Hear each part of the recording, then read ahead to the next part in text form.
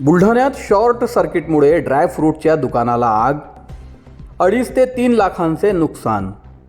बुलढाणा शहरातील सर्क्युलर रोडवरील लहाने लेआउटजवळ असलेल्या एका ड्रायफ्रूटच्या दुकानाला अचानक शॉर्ट सर्किटमुळे आग लागल्याची घटना आज 19 डिसेंबर रोजी दुपारी 12 वाजेच्या दरम्यान घडली. या आगीत अंदाजे 2.5 ते 3 लाखांचे नुकसान झाले आहे. सर्क्युलर रोडवर जगदेवराव बाहेकर यांचे कॉम्प्लेक्स आहे.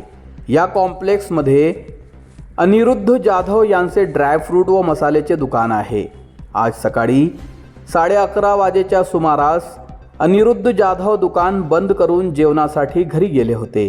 त्याच दरम्यान दुकानातून धूर बाहेर येत असल्याचे काही नागरिकांना दिसले. नागरिकांनी दुकानाचे शटरचे कुलूप तोडून उघडले. दुकानात आग लागलेली होती.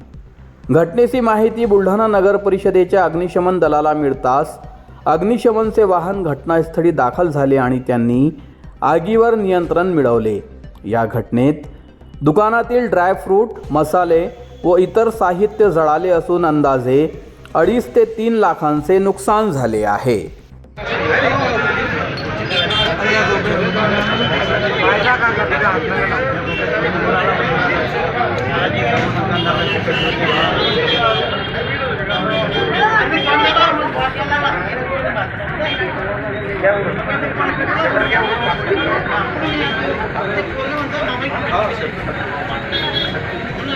पुरं काय भाऊ मग गार्डन चालू झाला.